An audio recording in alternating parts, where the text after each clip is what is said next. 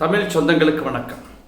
தொழிற்சாலை சார்ந்த வாஸ்தமைப்பு என்பது இடம் முக்கியம் என்கிற ஒரு வார்த்தையை நான் முதல் பதிவு இதுக்கு முன்னாடி பதிவிட்ட பதிவுகளில் நான் சொல்லியிருக்கிறேன். நிறைய இடங்களில் அதை சொல்லி வருகிறேன்.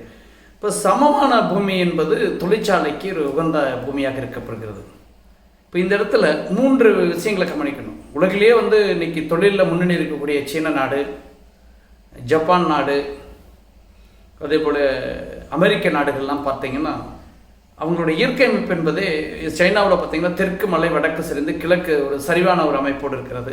அமெரிக்காவிலும் அதே நிலை தான். இப்படி இருக்கக்கூடிய நாடுகளில் தொழில் முன்னேற்றம் என்பது ஒரு எளிதாக இருக்கிறது. இப்போ இந்த விதியை ஒவ்வொரு தொழிற்சாலைக்கு நம்ம நிறுத்தும். ஏன்னா நம்ம நாட்டு நம்ம அந்த கோரிக்கையில் நம்ம வைக்க முடியாது. ஒவ்வொரு தொழிற்சாலைகளையும் நம்ம ஒரு காப்பு அரண் போல் அமைத்துக் கொள்ளும் பொழுது அந்த தொழிற்சாலையில் வெற்றி என்பது நிச்சயமாக இருக்கும். ஆக ஏற்கனவே சதுரம் செவகங்கிற சொல்லியிருக்கோம். தொழிற்சாலை இருக்கக்கூடிய இடம் கிழக்கில் மேடுகள் இருப்பது தவறு, குன்றுகள் இருப்பது தவறு. மேற்கு தெற்கில் குன்றுகளோ மலைகளோ இருந்தால் ஒரு நன்மை.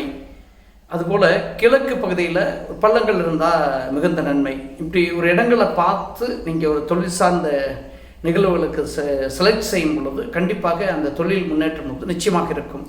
அந்த வகையில் எனது வாஸ்து பயணம் என்பது திருப்பூர் மாவட்டம் சார்ந்த உடுமலைப்பேட்டை நகரில் வாஸ்து ஆலோசனை வேண்டும் என்கிற மக்கள் என்னை அழைக்கும் போது உங்கள் ஊருக்கு வருவேன். நன்றி, வணக்கம்.